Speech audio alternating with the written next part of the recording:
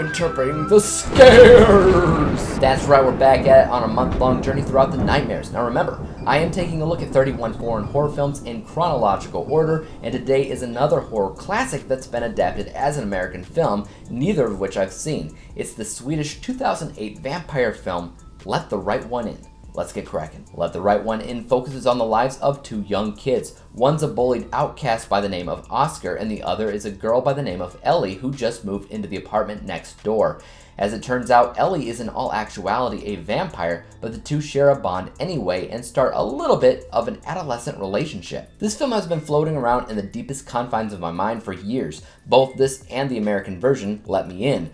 For whatever reason, I've never gotten around to either. It should be noted that it's also been adapted into a series on Showtime just last year.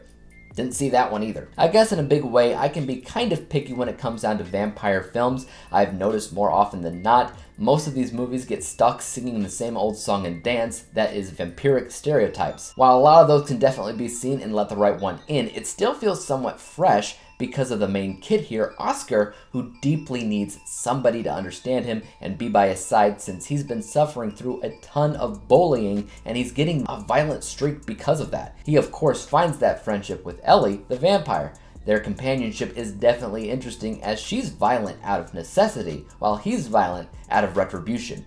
They are the best whenever together. It's also slightly fresh because there's not a ton of child vampire tales out there. There are some, don't get me wrong, but the way that they're approached is often different. And while there's not a ton of originality in the lore here, it does do one thing that I've never seen a vampire movie or story do before, and it answered the question, what exactly happens when a vampire enters a dwelling without being invited in first? That's all fine and dandy, but truly, the most compelling thing about this film isn't how they deal with the vampire lore, but rather how they deal with the story at hand, which was remarkably subtle and emotional. There's a lot of great bittersweet moments dealing with abuse and bullying, and a lot of similarly dark themes that I'm sure that the American version maybe touches base on, but if I had to guess, this probably hit those moments better. Though this is one of those instances that even though the subject matter is in the scope of horror, it's definitely more in the drama side of things. And if I were to really truly interpret the scares, I might have a hard time and I might give this a low score since I didn't really find it scary in the least bit. I did, however, find it very well done, with an assortment of fantastic and powerful performances, strong chemistry between the leads, and subtly formidable cinematography. Roger Ebert once called this film the best modern vampire film. A big part of me agrees.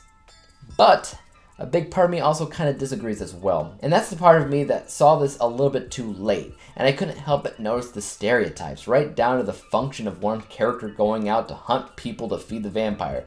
I literally just saw that in Nick Cage's vampire film Renfield. There's a lot of concepts that I've seen before, that we've all seen before. So to me, I can't help but feel as if I have seen it before, even though I haven't. Overall, I did have a good time with this movie that once again proves that when it comes down to horror, at least, foreign countries know what they're doing. They know how to maintain an emotional core, which is ultimately what makes these films worthwhile. The US usually just kind of wants to scare you above everything else, so because there's a lack of emotional core with us, it's easy to see jump scares as weak and temporary, but films like this always have that potential for lingering in your mind for years to come because they're actually good and they're written really well. I scored Let the Right One In an A- letter grade, final overall score of 86%, 86 out of 100 possible stars. Overall, it's a very well done movie. I don't know if I'll be watching this movie specifically, but it did give me kind of an urge to go out and see the American remake because I'm curious on how they did it, and I'm also pretty curious on how Showtime did it as a TV series. Maybe one day I'll review those things, but as it is now, this movie was pretty good. One of the better movies that I've seen all month, but then again, I am only halfway through the month, so take that as you will. Guys,